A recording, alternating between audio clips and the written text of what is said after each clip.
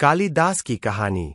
बहुत समय पहले भारत में एक महान कवि और विद्वान हुए जिनका नाम था कालिदासा। उन्हें संस्कृत भाषा का सबसे महान कवि माना जाता है। प्रारंभिक जीवन। कहानी के अनुसार कालिदास पहले बहुत अधिक पढ़े लिखे नहीं थे। वे सरल और सामान्य जीवन जीते थे, लेकिन उनका भाग्य कुछ और ही लिख चुका था। विद्योत्तमा से विवाह। एक दिन कुछ विद्वानों ने मजाक में कालिदास का विवाह एक अत्यंत बुद्धिमान राजकुमारी विद्योत्तमा से करा दिया। विवाह के बाद जब विद्योत्तमा को सच्चाई पता चली तो वह बहुत क्रोधित हुई। उन्होंने कालिदास को घर से निकाल दिया और कहा कि वे तब तक वापस न आए जब तक वे सच्चे विद्वान न बन जाए। ज्ञान की प्राप्ति।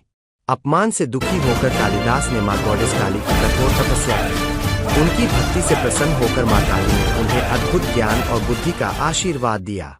धीरे धीरे कालिदास एक महान विद्वान और कवि बन गए। महान रचनाएं। कालिदास ने कई प्रसिद्ध ग्रंथ लिखे, जैसे अभिज्ञानशाकुंतलम, मेघदूत, राघवंश। उनकी रचनाएं आज भी साहित्य की अमूल्य धरोहर मानी जाती है। कालिदास की विरासत।